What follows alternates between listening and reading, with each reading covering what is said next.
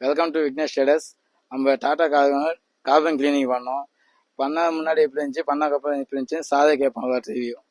Hello hi. எப்படி sir உங்களுக்கு தெரியும் இது? கண்டிப்பா நான் உங்களுக்கு ஆக்சுவலி பார்க்க போனா இன்ஸ்டாகிராம்ல பார்த்துருந்தேன். என் நேம் வந்து ஹாசம். Okay sir. மோஸ்டா இன்ஸ்டாகிராம்ல எனக்கு தெரிஞ்ச என்னோட ஃப்ரெண்டே ஃபர்ஸ்ட் ஆஃப் ஆல் உங்களுக்கு ரெஃபர் பண்ணியிருந்தாரு. ஸோ கார்பன் கிளீனிங் இவங்க சைட்ல வந்து பெஸ்டா எடுத்து பாருங்க, யூஸ் பண்ணி பாருங்க, நல்லா இருக்குன்னு சொல்லியிருந்தாங்க. ஸோ அதுக்காக தான் மெயின் உங்களுக்கு கால் பண்ணேன்.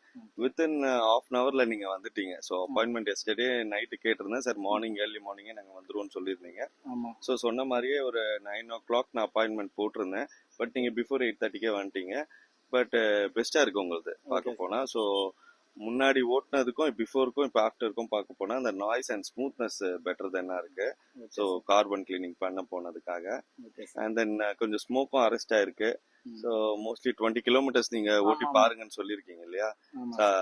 இன்னும் 20 kilometers ஓட்டி பாக்குறேன். பெஸ்ட் ரிவ்யூ கொடுக்குறேன். ஏன்னா பார்த்த வரைக்குமே பெஸ்டா இருக்கு. ஏன்னா பெஸ்டா பண்ணி கொடுத்துருக்கீங்க. Thank you so much.